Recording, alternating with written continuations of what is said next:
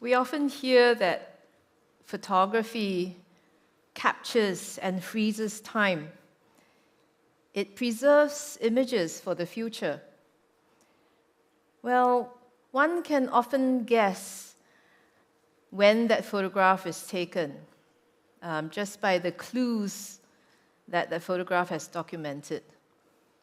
For me, photography liberated me from a stillness and set me on a path of intense, energizing moments and movements, a journey to utilize my time for good. I've always been passionate about traveling. In a year, I would have family trips, medical conferences to attend, to give lectures, medical mission trips, providing free healthcare to some really remote parts of the world. There would be photography trips, ski trips, golf trips, food trips, wine trips. And it's not unusual for me to have 10 to 15 trips a year. I would always have my camera with me when I travel. These all paused in 2016 when my mother was struck down by a very unreasonable illness called pulmonary fibrosis. Her lungs hardened and she struggled to breathe and to struggle to have enough air. Well, my mother was never one to enjoy having her photos taken. She probably never felt photogenic. And in 2016, she was hospitalized for 2 months and then pretty much homebound, oxygen dependent for about another year before she passed at the age of 78 years old. I have some very precious shots of her taken on my camera, and I think she really obliged only to, do it for my sake, because she realized that her time was running out. I wish I had taken more photos and better photos of her, especially when she was well. When she passed away, I started spending a lot more time with my aging and now very lonely father. They were together for 60 years.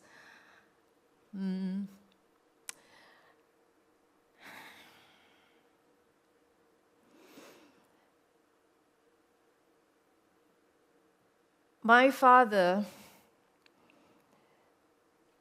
very much unlike my mother, loved having his photos taken.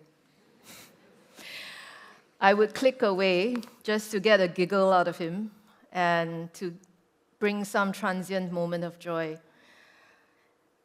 So I snapped, and this was a man that was instantly camera ready.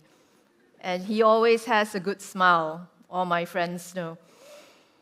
I documented his days without mother and amassed quite a good collection of this rather famous artist, a cultural medallion winner, and a national icon.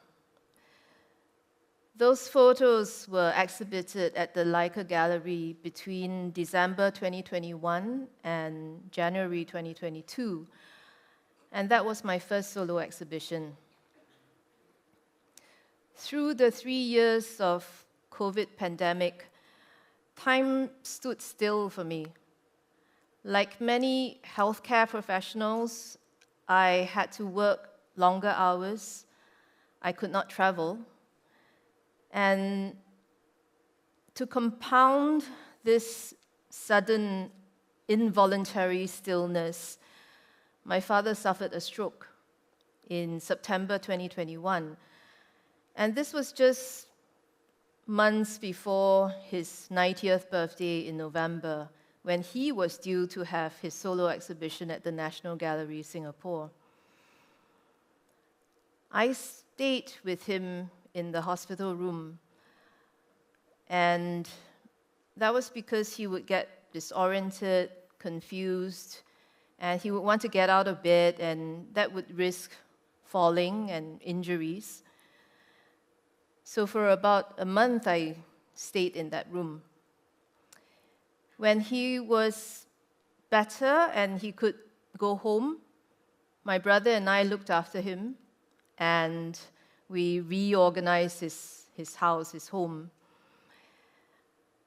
My brother and his family live in Hong Kong, actually. So when he went back, I was the one who would go to work and then would go and have lunch with Father daily. I would spend time with him, sit with him, chat with him, remind him to do his exercises, and then watch him fall asleep for the afternoon, and I would go back to work. Time really grounded to a halt for me.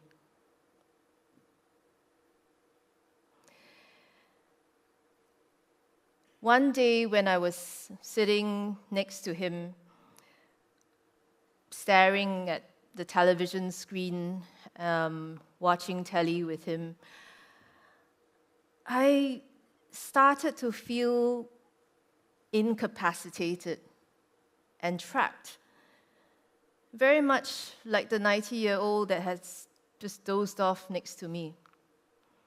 And I started thinking about Mother, and I was tearing up.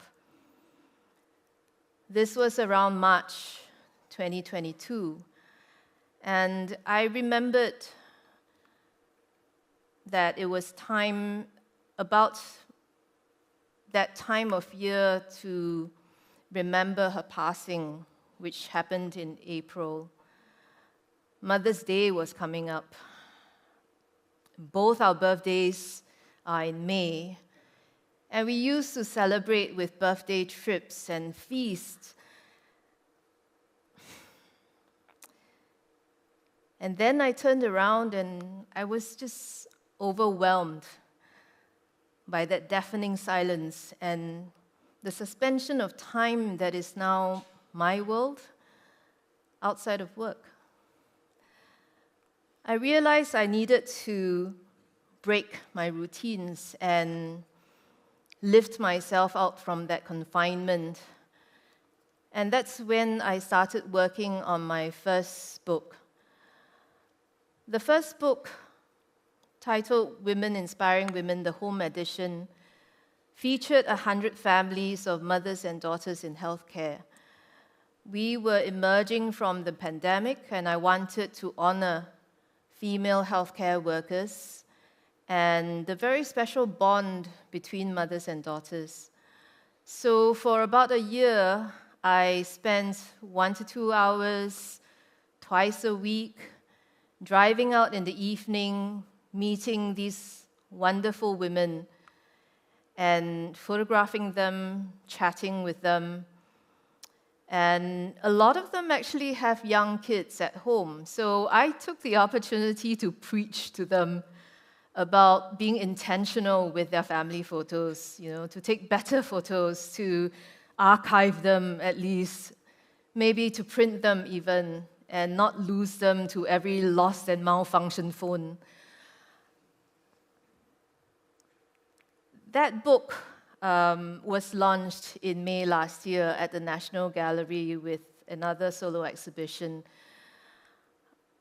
When the book was launched, a lot of the women I photographed came up to me and told me how they had treasured the time that was created, the opportunity for mother and daughter to get together, and not just for the photo shoot, but to discuss where to shoot, what to wear, how to match each other.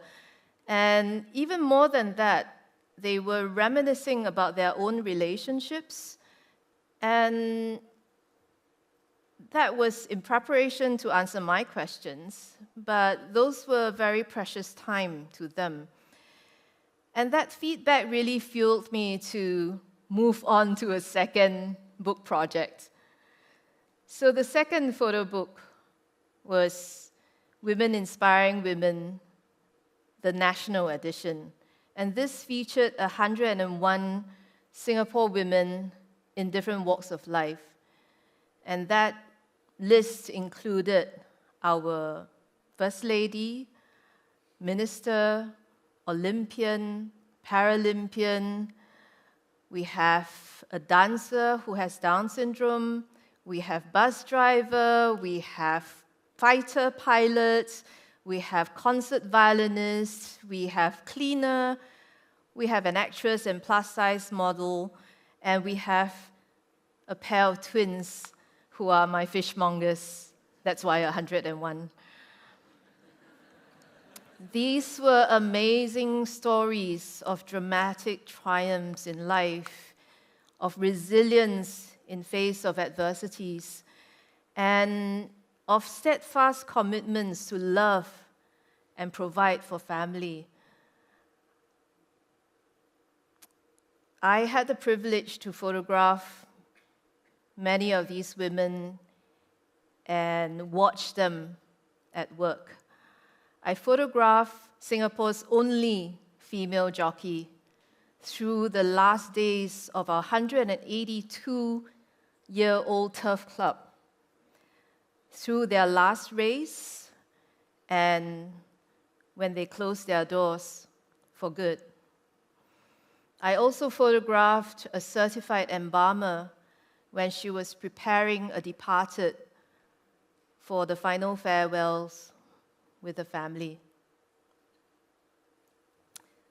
This journey brought me immense joy and swept me off my feet, literally. For about 2 years, I was driving, walking more. I made so many new friends. I expanded my general knowledge about so many varied occupations that were otherwise not in my small bubble of life. And the time spent inspired me to do even more with my very limited time. This was a journey and a path of observation, of discovery, of reflection, and of many limitless positive ripple effects, and some tangible outcomes. The photo books were donated to raise funds for various charities.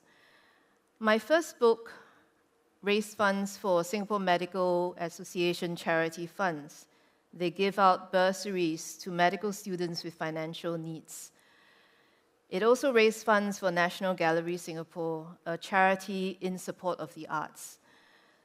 The second book raised funds for the Star Shelter program of Singapore Council of Women's Organizations, as well as BABES, charity that supports pregnant teenagers. It also raised funds for the Private Museum and Objectives, two charities in support of the arts. Again, these books have since raised about $300,000. I still spend time now with my 93-year-old father. Time for me is really precious and very, very finite. But I'm very privileged that both my day job and my hobbies have allowed me to use my time for good. Maybe only a limited good for the people that my efforts have reached, but it definitely is a lot of good for my own health and happiness. Thank you.